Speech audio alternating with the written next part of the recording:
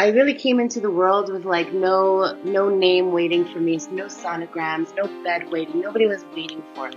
Nobody knew she was pregnant.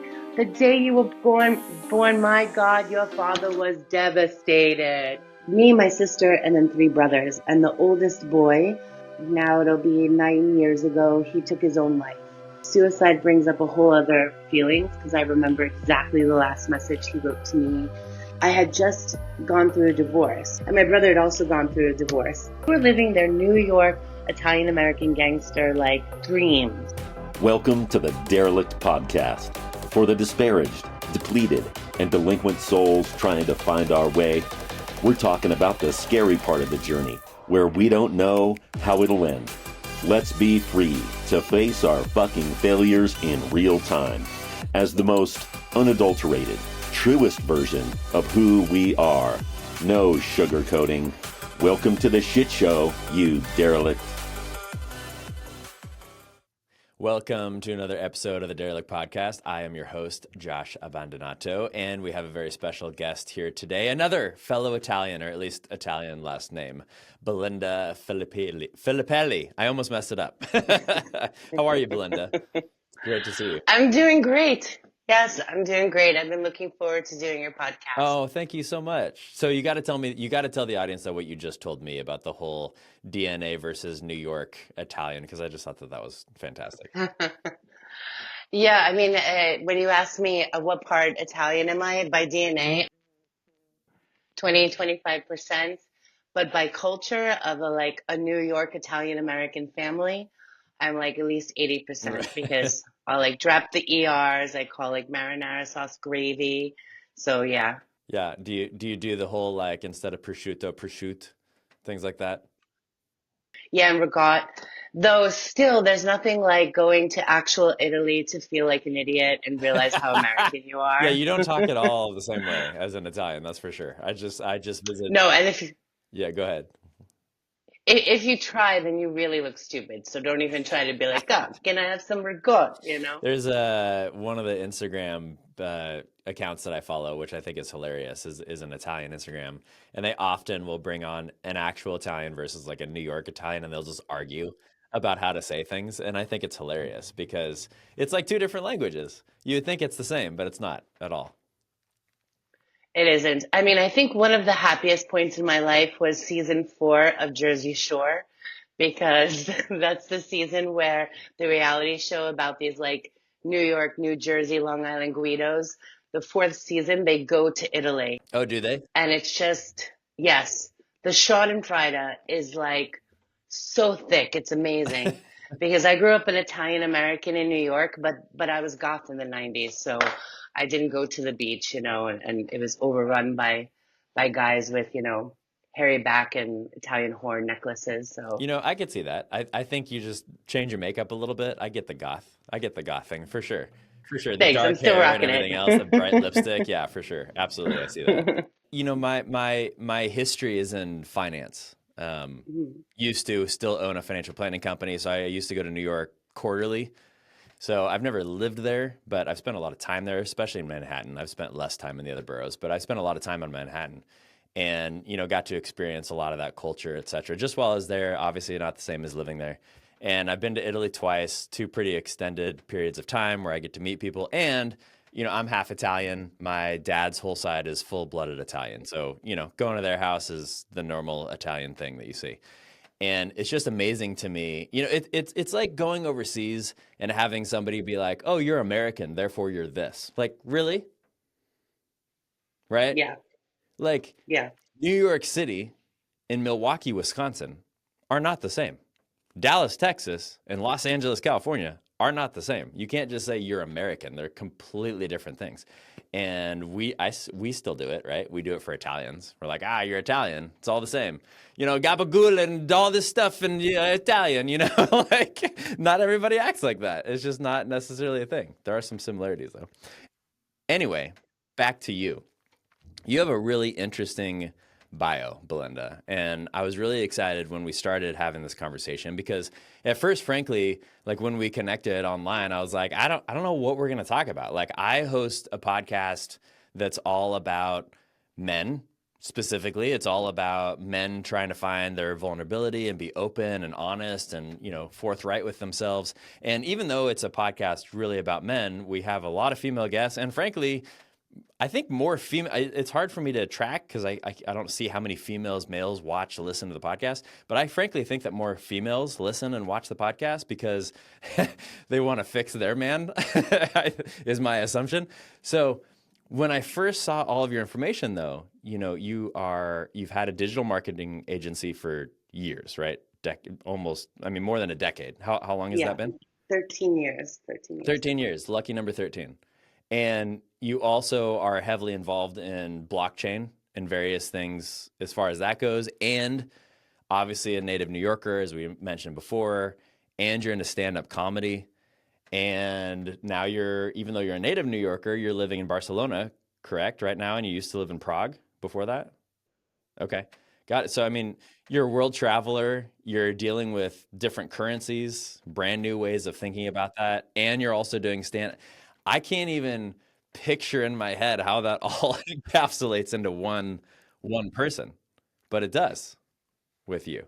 Tell me a little bit about your story. Like where did all this come from? Oh, and by the way, before you tell me about your story, let me just speak to the audience for a second, because you might be hearing all this and you might be thinking, oh, there goes Josh on his ADHD kick again. Yeah, you're right. It is ADHD, but I also have somebody who also seems to be ADHD given all the different things that she does. I don't know. I'm just assuming. But here's the deal. Here's the thing that really stuck with me. And that is that you have a really powerful story. You have a really powerful story of what happened in your family. You have a really powerful story of how you've allowed the outlet of comedy to get you through that. And I think that was the thing that really intrigued me about your story, because as a man, and so native New Yorker, let me put it in this context. Friends, right? One of the best shows ever. And especially if you're a New Yorker, it's got to be one of the best shows ever. Maybe you hate it as a New Yorker. I don't know. Most New Yorkers I talk to like it. But Chandler on Friends is like the epitome of using comedy for deflection, right? He never deals with anything ever in his life. He always just uses comedy to deflect that out of here. And I've always related to that a lot, because until a few years ago, when I really started working on myself and going into therapy and going into spiritual awakenings and everything else that I've done, I've always kind of deflected things with comedy. And that's something that I really want to explore with you when you go through these different tragedies in your life and your family, etc. What's healthy comedy? What's deflection, etc. So I'm only saying all that so that the listeners have an idea of what we're going to talk about today. I'm not asking you all that as a question right now, because that would be the most complicated question ever. So why don't we start with this? Tone down the ADHD in myself for a second. Can you start maybe with a little bit of your story and what led you here? And obviously I want to know how you ended up starting this agency and doing comedy and everything else. But specifically, I really want to, whatever you feel comfortable sharing about kind of this tragedy that happened in your family and maybe where you're at in life before that happened. Well, thank you, Josh. I'm glad that you're so excited to speak with me, and definitely the reason why I was attracted to wanting to do your podcast is because usually when I'm talking to a podcaster, especially an American-based podcaster, they're super excited about, yeah, I'm doing something that maybe not many people imagine doing. I've been living abroad since 1999. Spain is the sixth country I've lived in. I run my own business. I'm doing stand-up comedy. So everybody wants to hear this hero story. And I am proud. I am proud of what I built. But it's like in a small podcast, sometimes I even feel a little bit inauthentic at the end to just be like, yeah, I did all this cool stuff and you can too. And what I liked about your podcast is that you were really like, no, I want to talk about failures. I want to talk about the hard stuff. And I can imagine that you have a lot of female listeners because, where women talking about vulnerable things is considered more like women's space. Men talking about vulnerable things is not something as usual. So it is something that I can imagine women flock to because they want to hear that men can be that vulnerable and so on. So My story, and it's funny because now I'm going to tell you like in this normal podcasting way, and it feels like I'm sharing some heavy story, but it's something I talk about on stage, but I talk about with humor. And that is different because when you're telling people something on stage with the intent to laugh, it's like you don't want them to pity you, you don't want them to feel bad for you, um, and so there's a different feeling than when you're vulnerably sitting across from somebody, and they're listeners and watchers and saying, oh yeah, this is this story. But I mean, my general story is that I come from my mom came from the Philippines, and she had me when she was 15, and my and nobody knew that she was pregnant until the day I was born, Oh wow. So I really came into the world with like no name waiting for me, no sonograms, no bed waiting. Nobody was waiting for me. And growing up, I was the oldest of five kids. Um, um, as I like to say in my comedy, because my mom's a really fucking slow learner. And and um, and couldn't yeah, figure so I out was how to 30. couldn't figure out birth control, that sort of thing. Yeah. Exactly. Yep, that's the setup to the punchline. But yeah, I mean, growing up the oldest of five kids with teenage parents, you're like the third parent. So I really like grew up where I had to be home to take care of the kids. I needed to do all these things at home. And that's why I left in 99, because I basically left like as soon as I was old enough to, and I know everybody's now calculating my age, so fuck you. But Wait, so yes, was dad involved at all? my biological father, no. But actually, I want to share. Maybe this is jumping ahead, but one last year I was in Tampa, and I did a show opening over Labor Day weekend for April Macy. And for me, in my comedy career, I'm 5 years in. It's a pretty big deal to be invited by a big comedian Yeah, to that's open awesome. for them. Nice And it work. was a Congrats. yeah, thank you. And it was seven shows over like a weekend. And I was on maybe Saturday, and I was talking to April, and I heard this voice behind me, and it was my cousin who I spent 1 week with when we were much younger, because his father is my biological father's brother, and I met my biological father at his father's funeral. Oh, wow. He Okay. died How of a how drug many years overdose.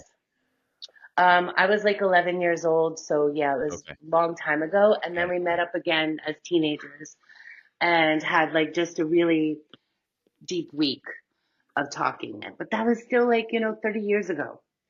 And I heard his voice because we're like friends on Facebook, as old people do.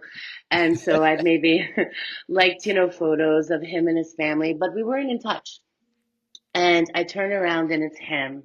And it's like 15, 20 people behind him, and they all come to watch the show. And afterwards, we're standing out outside, and his mom, who I didn't really know growing up because she's my biological father's sister in law, technically. Anyway, she's looking at me. She's a little drunk. I mean, nothing out of hand. It's a comedy show. You come. But she was really looking at me with like admiration. She wasn't looking to like put me down. But her words were, Belinda, because even in Florida, the New Yorkers still have their New York accent. Right. She's like, Belinda, I can't believe it's you. When your mother was pregnant, nobody knew. Nobody knew she was pregnant. The day you were born, my God, your father was devastated. He was crying. He was so, and my cousin's like, elbowing her, like, stop, stop. And I was like, no, this is amazing. Because I have to say that, and that only happened last summer. That was the most validating thing that ever happened. Because, Really unpack that. That's oh, fascinating. because I think that there's this trope that you're told your whole life. Your parents love you. Of course you are wanted. Of course they would be, nothing without you.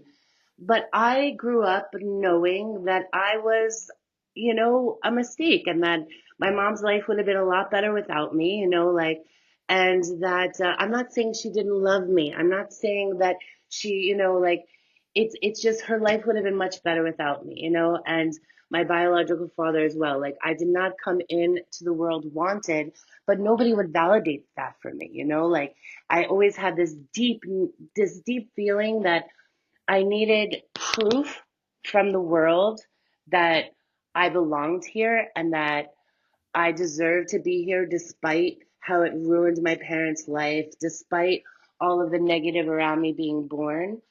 And my parents probably would have preferred I went into finance, but didn't. Instead, you know, I traveled the world looking, trying to find myself. And I think with comedy, I really it really satiated this deep need to be seen and heard.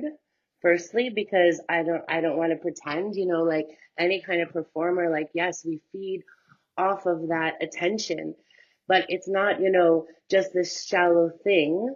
It's also just to know like, okay, maybe the circumstances in which I was born wasn't so great, but right here I just touched some people with my story. Or I made them laugh. You know, like making people laugh is such a beautiful thing. And that's why when I got to that point, because also I was in Florida, which is where my family lives, which is where my younger brother died, which you had referred to like a family thing. And my parents stopped talking to me after his death. So I was there performing and my parents didn't know, they didn't care, they weren't at my show.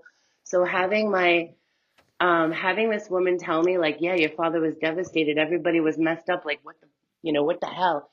It was so validating because she just saw me not as a child or that needed to be like assured, like, no, no, no, it's okay to somehow even protect her brother or protect the parents or say everything was okay. She was seeing me as an adult and saying, wow, despite all of that, I just paid $40 to come see you. And this is amazing. And that's why that story, though it sounds offensive, was really one of the most beautiful things that happened in my life because I I I, felt, yeah. I love it, and man, I know that everyone listening and watching right now loves it also. And at least a couple reasons I love it. I want to share this with you. First of all, thank you for sharing that story because it's actually really validating for myself and my own experiences that I've had. Because, like you said, you know, so my first thought goes to my children, and I try very hard with my children to just be authentic and honest with them. And sometimes, and that means in age appropriate ways, right? They're young. You know, I don't want to be honest with them about adult things, obviously, to my 7-year-old. That's not what I mean. I just mean honest and authentic based on where they're at in their life. And sometimes I've found in my own life that in order for me to get there with other people, I'll just start with myself since this is a show about vulnerability. In order for me to get there with people, in the past, I've had to have things like drinks, some sort of substance that will allow me to chill out enough to speak truth. And I don't know if that's what happened that was your aunt, you said? Yeah. Yeah. So I don't know if that's what happened with your aunt, but alcohol probably helped to her actually being able to just speak truth to you, which, like you said, some people will hear that as offensive, especially in the world that we live today where everything is offensive. But here's the deal. If I tell my children, if I cater to this, if I allow them to be kind of this whole snowflake generation that exists right now, and nothing is ever their fault, and everybody always loves them, and they deserve everything, and all that sort of stuff, that's just total and utter lies. It's not going to set them up well for success. I can only imagine. I do not have the same story as you, but I can only imagine being an adult and having somebody else validate me in two ways. This is what I heard from your story. Number one validation is the fact that your aunt, like you said, paid money to come see you do a show. Like, that's pretty fucking amazing given your story. True. Like, you came from it sounds like an unwed teenage mother, right? That no one even knew you were coming into existence. There's a lot of people that have that exact same story that are on the streets of a big city somewhere, struggling with addiction, living in a tent, doing whatever, right? There's a lot of people in that situation. That is not you. You figured out a way to actually make something of your life and not let it define you, right? I can tell that you are not a victim at all. You own a company, you've been No, successful, you're a comedian. but I have to say, I think I do get into victim mentality sometimes, and yeah, I want to not live as a victim, and I'm aware, and I try to be more self-aware when it does, but it'll still come up. And actually, I had a business coach that I was seeing like a year ago because of a situation where an employee stole a contract from a client, and it was the first Mm. time an employee had ever done this to me. And so I went to the coach, and the business coach, kept saying, "Stop playing victim. You're playing victim." And I was getting defensive, like, "You don't know my life. Sorry, I'm not a victim." But I think we're all prone to it. And what I and in the beginning, I kept wanting to be like, "No." But actually, she broke this contract and this contract. I kept trying to find the reasons to validate, and he helped me to understand, like, no, no, no, absolutely, she did those wrongs. But being victim, or being in the victim space, is when you give up power to say that what this person has done has taken away from me my ability to do things. And that's definitely the way I try to look at it, because on one hand, I feel like it's so ingrained in my story, where I came from, and what I've overcome. It's part of my comedy. It's part of who I am. But I can fall into victim mode. But yeah, when I check myself is when I say, oh, am I complaining that this person did this as a reason or as an excuse to not do or achieve something? That I Because think yeah, that's the maybe, key. yeah, That absolutely, exactly. that's the key.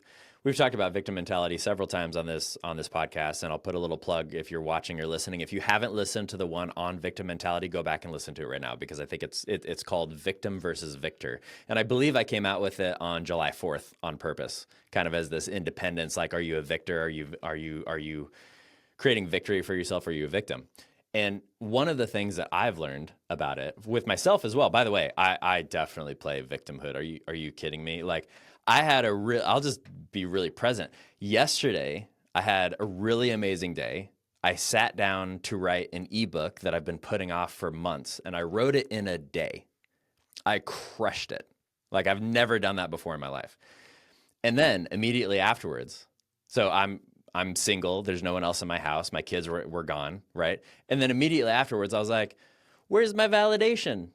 Oh, poor me. Oh, there's no one here to, like, say good job to me." And I just, like, it was victimhood like that. I was like, "What are you doing, bro? Like, you just wrote a book in a day, and now you're feeling like a victim."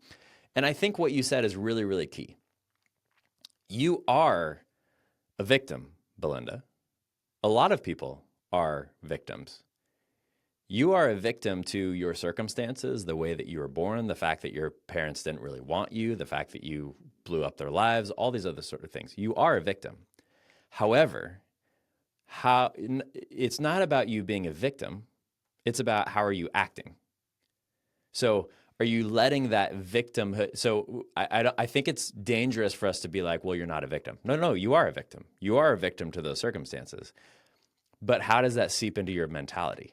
Like you said, do I live my life like it's everybody else's fault? Or do I realize something bad happened to me? Now it's time to move on. And I'm not going to let that define me. It's the issue that I have with a lot of these, like, victim support groups. Nothing wrong with going to a victim support group. I'm a big fan, especially if something tragic happened in your life. I'm all about it. However, what I'm not about is a lot of the times you go into those rooms and everybody is just like, oh, it's everybody else's fault. And they can't, it's so disempowering, right? There's nothing empowering about living like a victim at all. That's been, you okay? Yes. There's nothing empowering about living like that, right? No, and it comes from a scarcity mindset. I mean, even in your, in your telling of the story, you had accomplished this great thing. You were in this abundance, this positive, because of all the things that come from now. You wanted the ebook for a reason. It's going to help you to do certain things. But you immediately went into scarcity. What do I not have? Oh, I don't have someone here to celebrate it with. I don't. And I really love that idea of thinking about scarcity and abundance mindset, because I think that victimization does come from that. And God knows, like sometimes I can slip into it over simple things, like simple tropes about life. Mother's Day comes along, or even just, I was talking to a friend and they were talking about, oh yeah, well, I'm going to use my inheritance for that. And I was like, oh, I forgot that. I was like, people have generational wealth. Wow, I can't even imagine. Like, I Right. mean, I just wanted love from my parents, but if I got love and a bank account from them, Jesus, who knows where I'd be? Yeah, if only blah blah blah, right? I mean, there's always something in the if only, and it doesn't matter how wealthy, successful, beautiful, whatever anybody is, right? There's always, well, if only I had blah blah blah. And that is completely victim mentality. I agree with Yeah. you. I agree with you. And you have to So, kind of define, oh, sorry, go ahead. no, go ahead. I think you also have to, what helped me in my life is to kind of define what it is that makes me happy. You know, I mean, as a woman, I have different pressures on myself, like choosing not to have children, obviously gave me a lot more choices in life. It's given me the ability to live in so many different countries and pursue what I want to pursue. Though I have gotten comments of maybe like it's selfish or whatever, but in Maslow's, hierarchy of needs, self-actualization, like I always kind of look to the top of that pyramid, like, how do you get there? And I had this idea that, oh yeah, I have to be like totally financial stable and physically fit and have like good emotional relationship before I can reach, self-actualization, which I realize is totally not true. And it's not a state that you're always in, but it's a state that once you know you can reach it, really feels great. So for me, my definition of self actualization is my ability to make choices, Mm, and no matter how things are, if I like totally bomb a show or my business fails in some way, and definitely I faced lots of failures, and the thing that keeps me going is like trusting myself that I know that I can, that I've been through failures before and I never fell on my face. So I just trust myself that, yeah, I'm going to get through this. But also, I will remember in those times of scarcity victim thinking, I like to go to this place of like, but I can choose. I'm choosing to do this job instead of choosing to get a job. I'm choosing to live in this country. I'm cho- and honestly, like now, me being in my late 40s, seeing lots of friends, coming from New York City, having great money, great jobs, $5,000 a month apartments, all the things, check, check, check. But then they'll say, "Oh, I wish I could travel like you." Why don't you? mm. Well, I have this job, or I have this thing, or the kids are this, or my husband's that. And so for me, my feeling of abundance and my feeling of like, that I'm in control and that I'm powerful is the choices. And sometimes I have felt like those choices have been taken away, but I'm like, no, no, no, that option has been taken away, but I still get to choose, and that's really helped me to kind of reframe when I go into these victim mentality, Yeah, periods. there's a quote, I can't remember if I've said it on this podcast before. It's attributed to Tony Robbins, which anyone that's listened or watched knows that I'm a huge fan. And he said, "We don't experience life, we experience the life we focus on." And I think that's extremely profound because, again, it doesn't mean that these bad things don't happen to us. It means where's the focus? So, just like you were saying, I've had more failures than I think most, and I now love them. I do. And the reason that I love them, I don't, maybe I should phrase this so somebody doesn't think I'm a psychopath. I don't love going through a failure. I'm not a psychopath. I don't, I'd rather just have success all the time and have an easy life. I'm not crazy like that. Like, I'm not one of these people online that you just are like, you really enjoy pain all the time. Like, I think that's bullshit. I don't think anybody really enjoys that. At least I don't. However, I've come to get to a point in my life where when I fail, I celebrate it once I can, once I can get past that ego state of like, I'm a failure again thing. Once I can get past that, I celebrate it. And the reason I celebrate it is because that's where all the learnings come from. Right? I mean, didn't those quote unquote failures in your stand up comedy make you a better stand up comedian? Yeah, definitely. I mean, probably you know the book The Obstacle is the Way. Great book. It's really one of my favorites, and it's helped me not give up on my business many times. But I just love the kind of like simple idea, like, I don't know, the example he gives of, do you own a business? And do you know that this percentage of businesses are in the red? And it's a pretty high percentage. And are you in the red? So aren't you just basically doing what you set out to do, which is running a business, you know? And so why do we get so overwhelmed like if things went wrong? But also the idea of the obstacle is away is simply that when you have that obstacle, it pushes you to be different or do something different. So I wound up getting my master's of business, but I always joke that like, yeah, okay, I paid for my master's of business and then I paid for it several times, you know, Yeah. like, you know, when my business goes through a problem where a client doesn't pay or I get hit with way worse taxes or I go for some niche that doesn't work, I'll sometimes, yeah, I want to spiral into that, like, oh, if only I didn't fuck up like that. If only I didn't make that mistake. There's other people who would have been smarter and wouldn't have done that. I always go, no, no, no, no. Now I learned. Thank you. I've got another master's degree and how not to do that again, you know, and yeah, just trying to overall redefine what failure is in that I way. love that. I love that. And for people listening and watching that haven't read The Obstacle is the Way yet, I really recommend it. Go down to the show notes right now. I'm going to put a link to Amazon to buy it. The Obstacle is the Way. It's a fantastic book, and you just mentioning it again reminds me that I should read it again because I read it every at least few years just to refresh my memory because it's fantastic. So, speaking of obstacles and speaking of difficult things and speaking of you being a victim, can we circle back to kind of what happened in your family and how that drew you out in the comedy sphere? Yes. So yeah, I left America in 1999 and I'm the oldest of five kids. So on one hand, I'm close with my siblings. I have a good relationship with them, but it's funny because as the oldest, I get a lot of reflection from them of like, oh yeah, but you left. You weren't around. You weren't, you know, which I feel like, well, I needed to not be around to survive. But so it's me, my brother, and me, my sister, and then three brothers. And the oldest boy, about now it'll be 9 years ago, he took his own life. And yeah, that was a really difficult thing. I mean, there's a lot of feelings. If any of your listeners have dealt with, firstly, death of a sibling, a younger sibling, it's just not something you even imagine. Like, you just kind of expect to grow old together.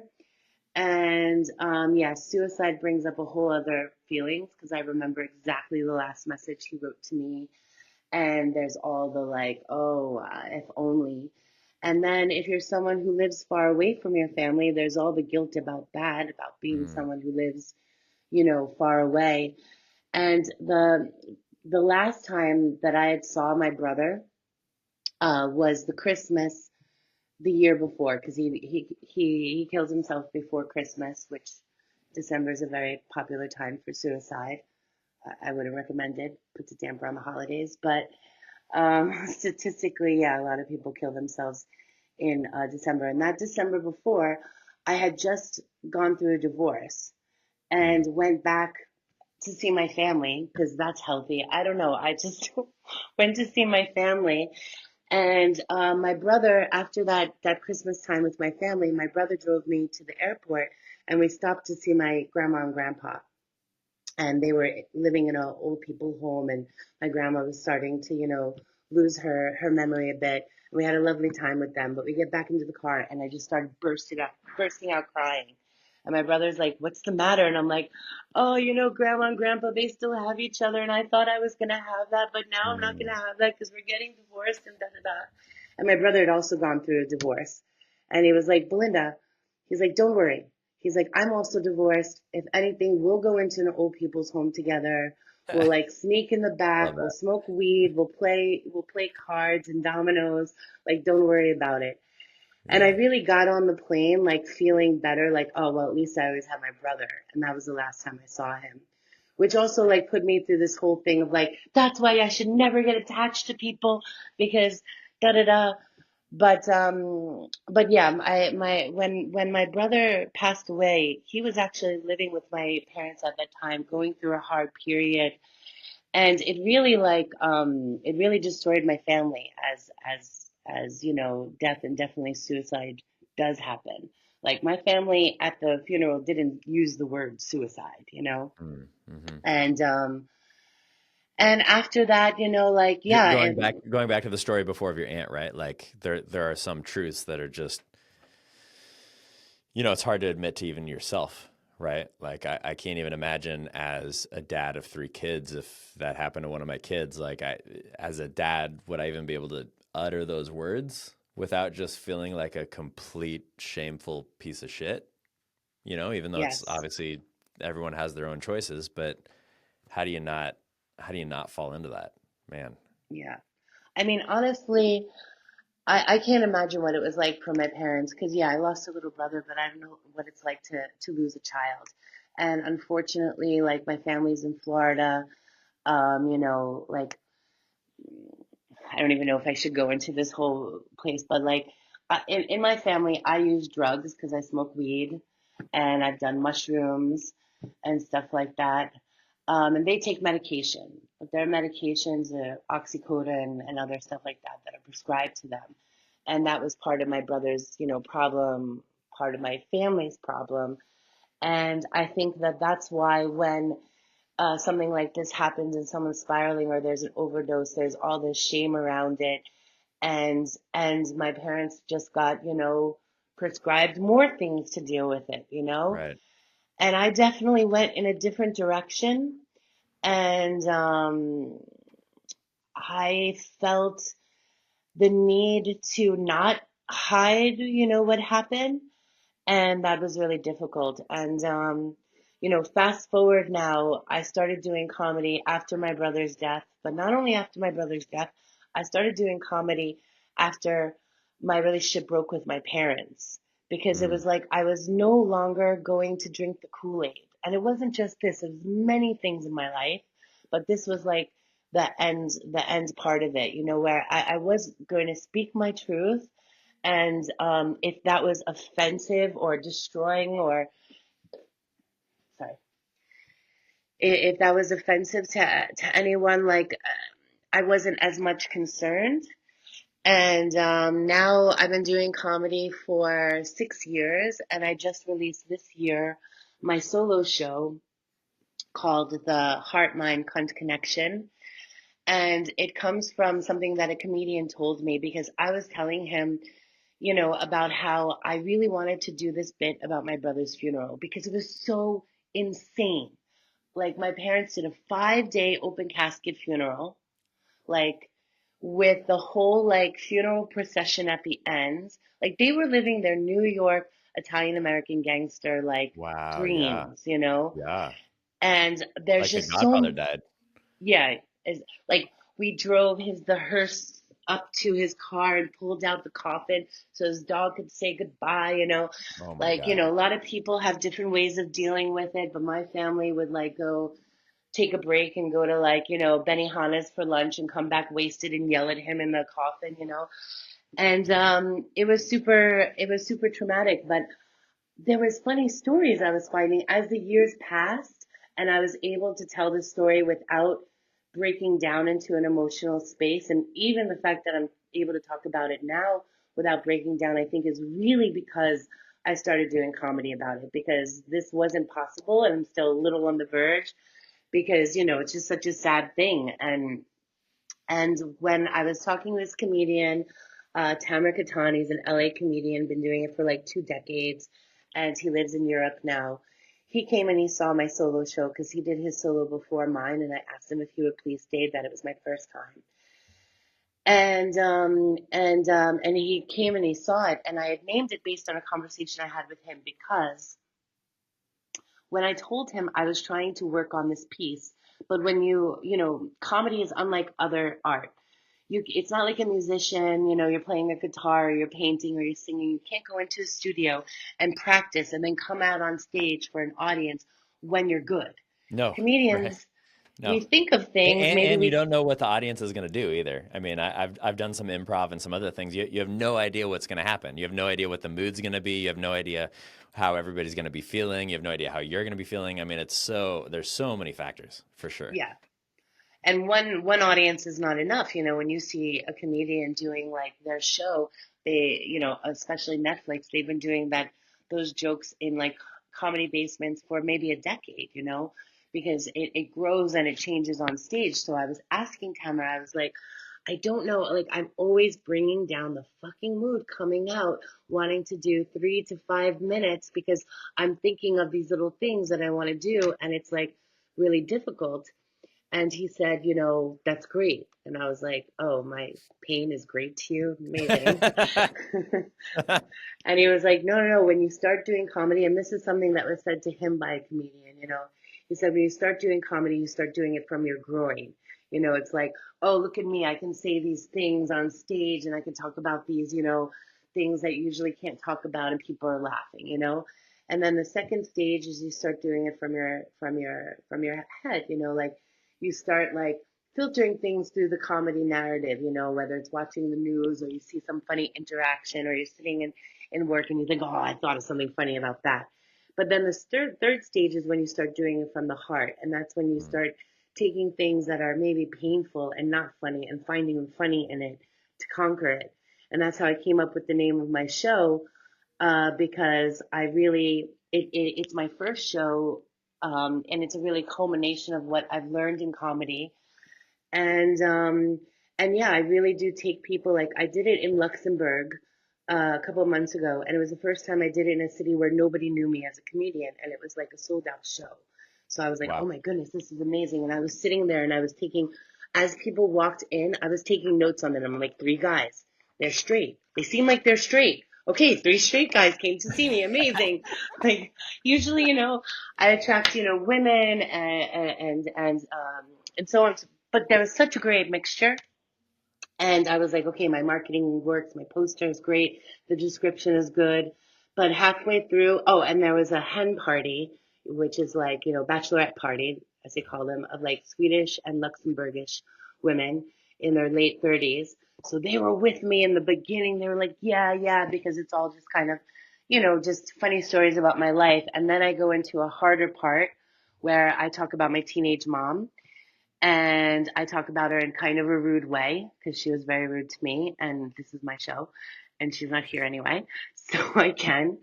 And then I go into my brother's funeral, and 3 women got up right at the end when I was coming to one of the most vulnerable parts of my story, got up and walked out.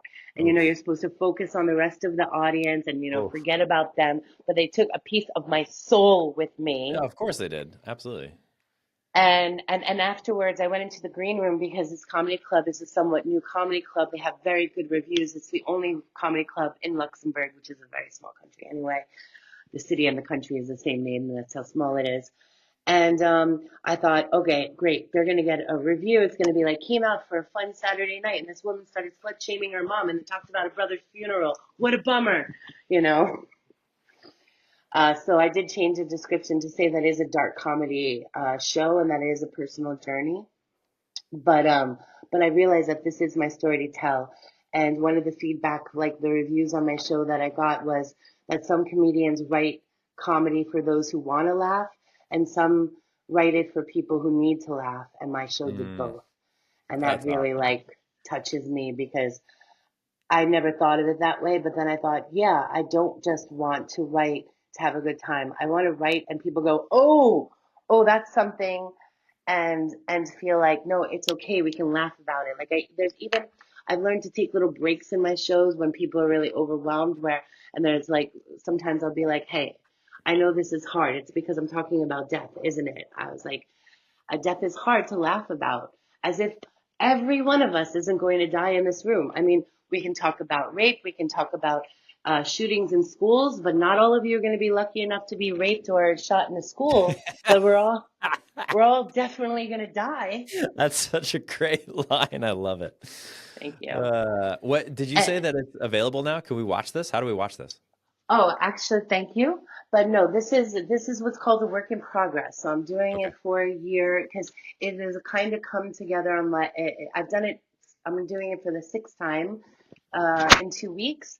And each time I'm changing a little bit. Sometimes I just do change things on stage. So the idea is to do it for a while. Then I'm going to take it to the Edinburgh Fringe Festival in Scotland next summer.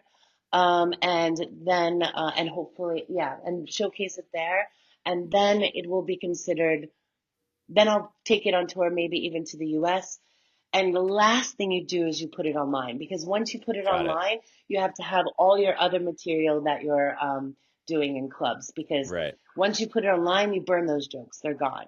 So Right. thank you for asking. And one day Yeah. I definitely would like to have Please, it please let me know. up Please let me there. know when that happens. I Um, love that. You but know, yeah. I want to back up for a second because a couple months ago, after I was pretty recently out of a long-term relationship, I had dated this girl for almost 2 years, and it was probably in a lot of ways the best relationship I ever had. In a lot of ways, very addictive and bad. Hence the reason I broke up with her. But one of the things that I talked about on that podcast, and I even just mentioned to a guy last night that I hadn't seen in years and years and years, and we were catching up on life, is something about what you just spoke of that I want to mention again because I'm firmly believe now that when there is any sort of relationship transition, I would also include relationship transition being a death. So it could be you break up with somebody, it could be a death, it could be you lose your best friend, whatever it is, right? Any sort of big relationship transition. I firmly believe that people have one of two options of how to deal with it. They can either go to a very unhealthy place and they can medicate and they can dig into addiction and they can get pills or whatever they want to do, or they can go to a healthy place and try to figure out how to heal their trauma, heal their pain, go through the grief, actually experience it, deal with all the emotions, etc., right? And I think you just proved the point again that when you and your family came to that T in the road, it was pretty obvious who went where, at least to me, at least the way that you're telling it, right? You decided I need to heal from this. How do I heal from this? And what came up was comedy. I can joke about it. I can lighten the load. I can expunge it from my body. I can get rid of this toxicity by comedy.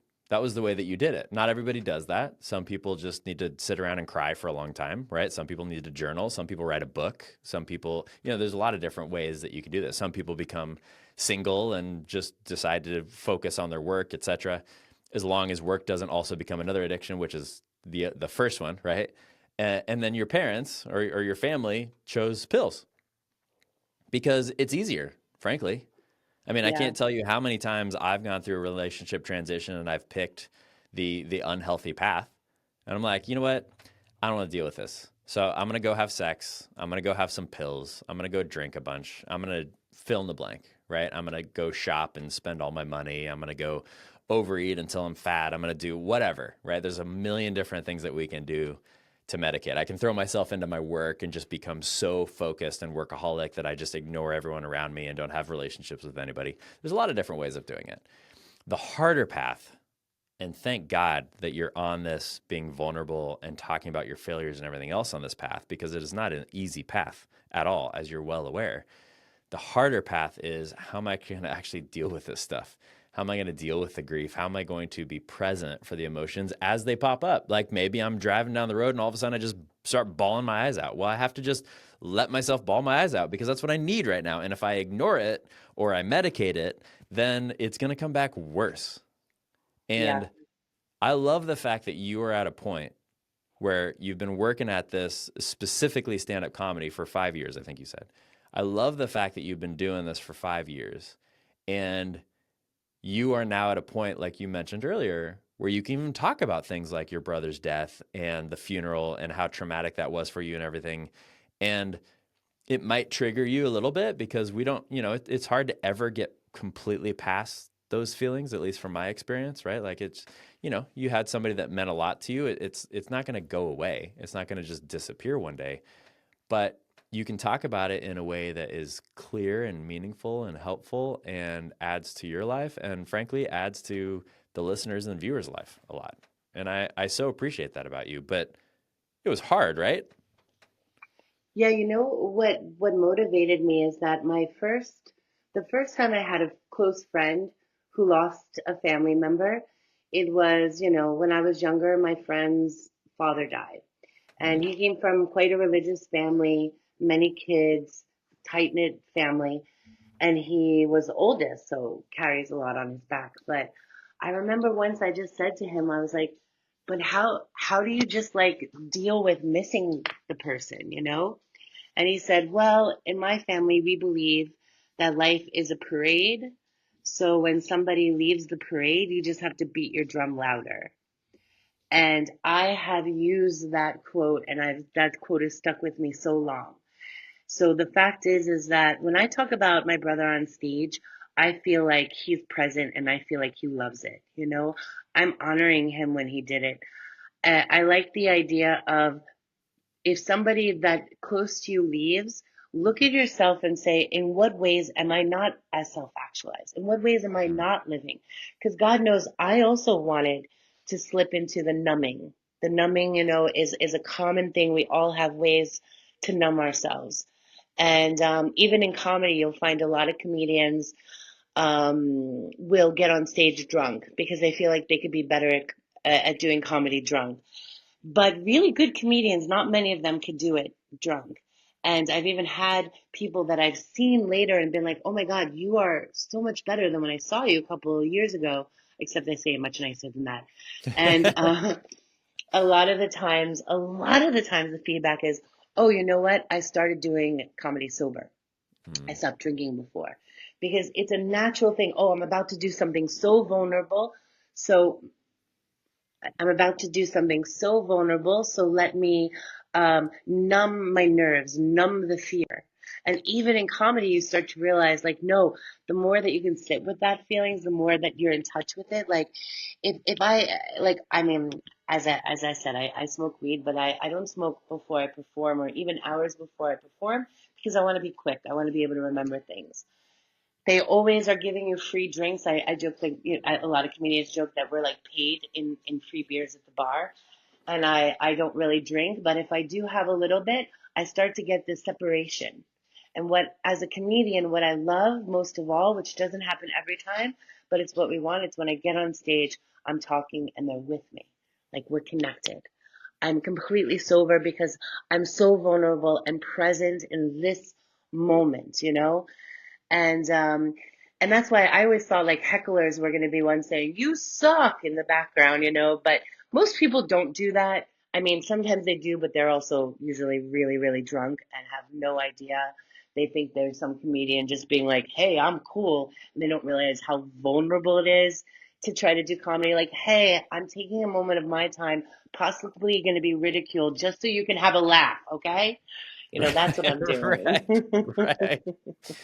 Shut the fuck up and enjoy the show. Get the fuck Exactly. out of here.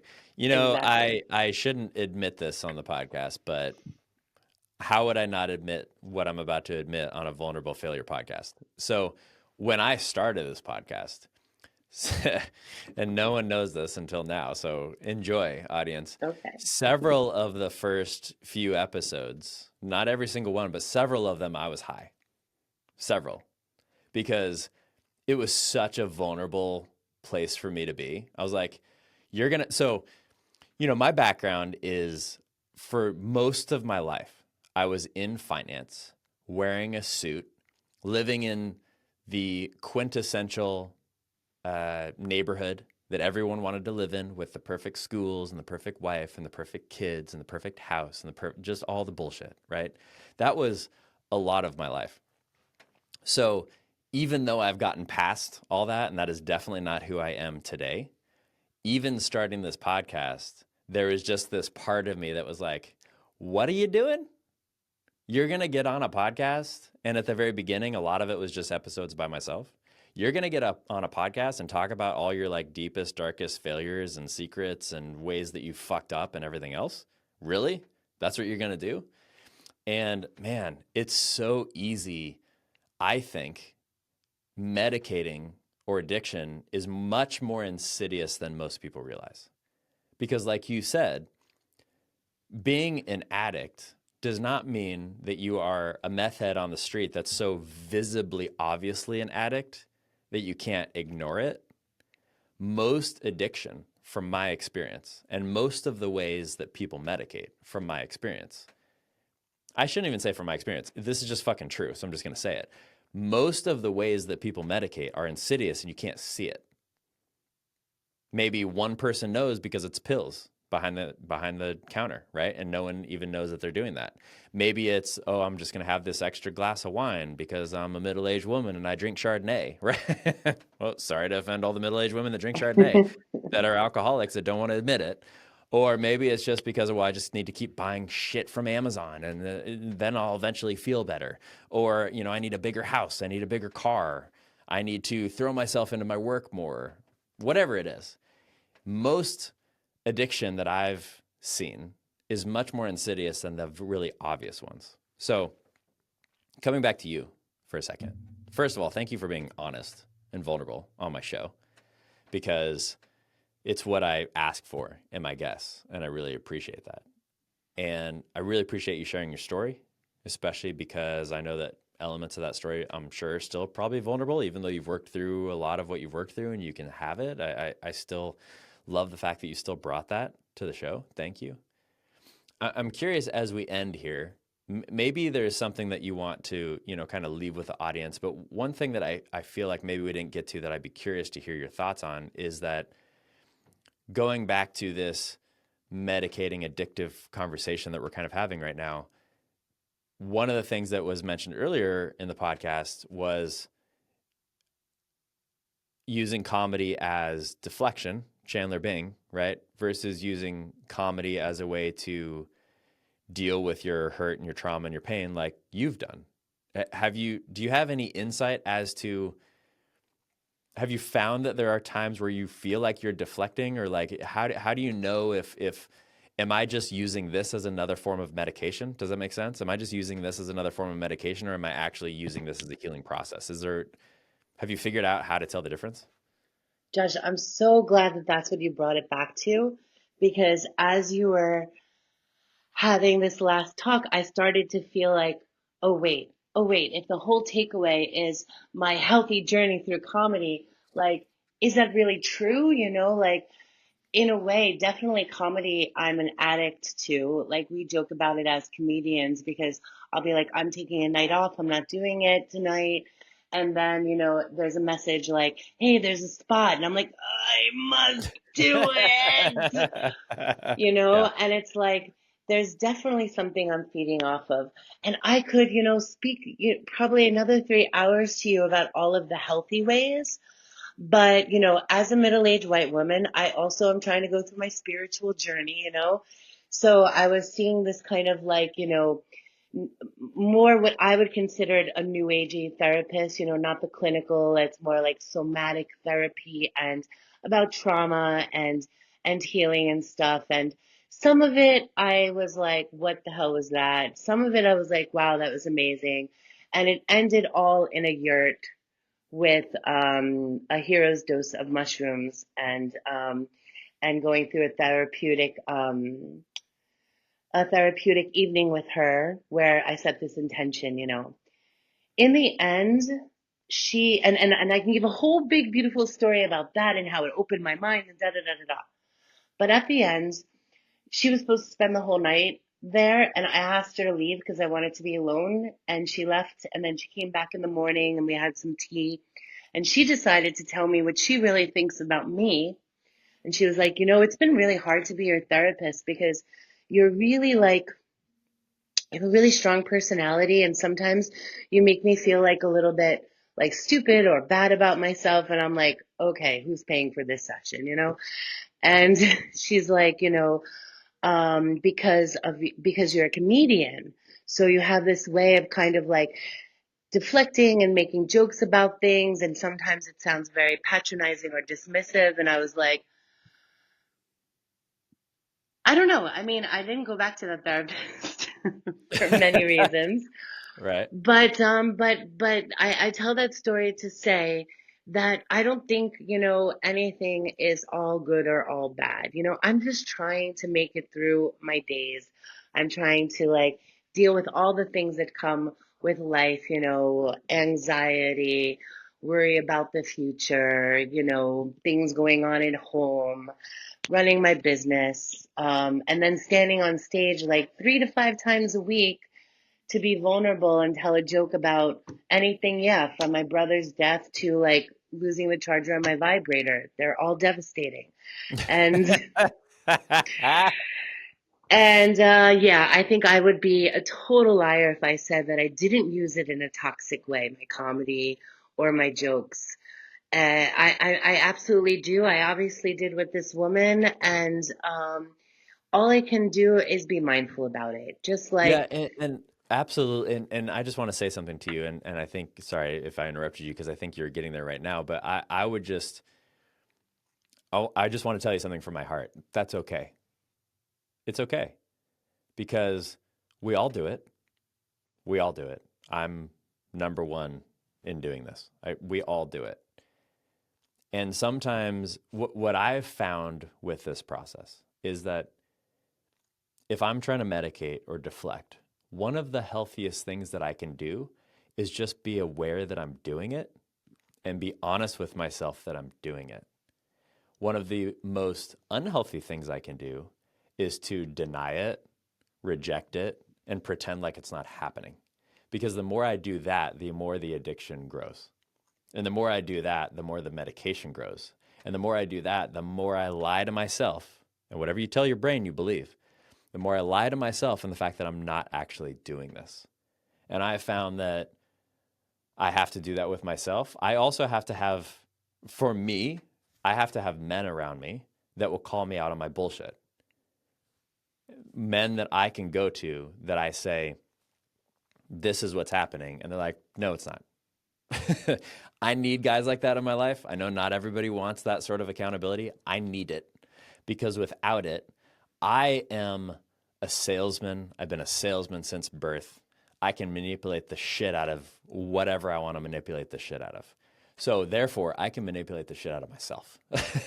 And I can make myself believe whatever I want to believe.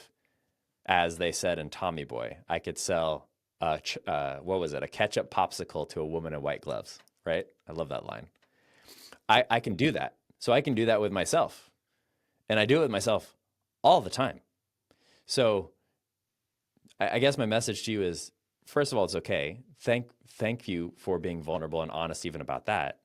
And also, I would just encourage you, like I would encourage myself, like I would encourage all the listeners and viewers right now, just try to become more aware. Have people in your life that will help you with that awareness. What I want people in my life right now is just people that hold up a mirror to where I can see myself clearly. They don't need to be smarter than me or more intelligent or anything else. I just need them to hold a mirror every once in a while for me to look at my face and be like, what the fuck is wrong with my face right now? But I can't see it unless they hold up that mirror, right? So I would just encourage everybody, just be more aware and more open to the fact that you're already doing this. If you're listening to this or watching this right now and you're like, yeah, I don't do that. Yeah, you do. You do. So you have two choices. You either come to the awareness of like, hey, I do this and I'm going to be honest with myself and I'm not going to shame myself when I do it. I'm just going to be honest that I do it. Because with awareness comes power.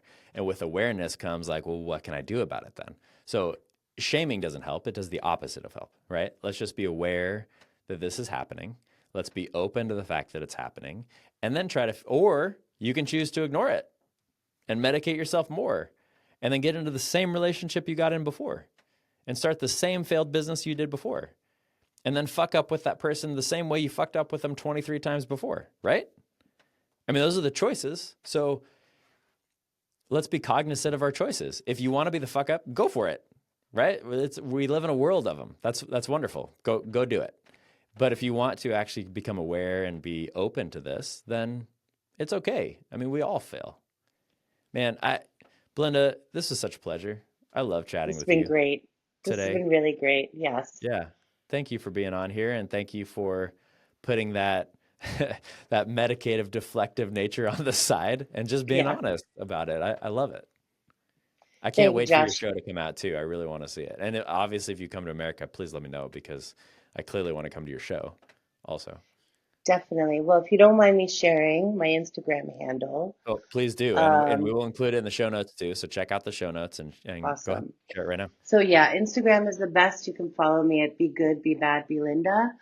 And that's where I am sharing my some clips, and I'm always sharing whenever I'm traveling and doing comedy because I have gone to the U.S. to do comedy, mostly in New York City, and I did that Tampa one, but I do want to go back to America more, and otherwise you can see me a lot, in Europe, in Barcelona, Prague, Berlin, those cities. I love it. Thank you so much. Well, if Thanks a lot. you watched or listened, please do me a favor, like the podcast, like the episode, and leave a comment. Talk about what Belinda said that really appealed to you, or that you disagreed with, or what I said that you appealed to you, or that you disagreed with, or the fact that you think I'm a fucking lunatic, or whatever. I don't give a shit. Just post something in the comments. Like, let's get some conversation going. We love this. And if it meant something to you, please share it. Please share it. If you've been listening to this podcast for a while and you haven't shared an episode yet, share it. What's holding you back? That's the way that we all get better. It's the way that we can try to turn this world around to a place where we can actually be open and vulnerable and honest about the stuff that we're going through, and do it in a way that sometimes brings some laughs, sometimes brings some tears, whatever works. So thank you again, Belinda. It's been an honor. Thank you so much, Josh.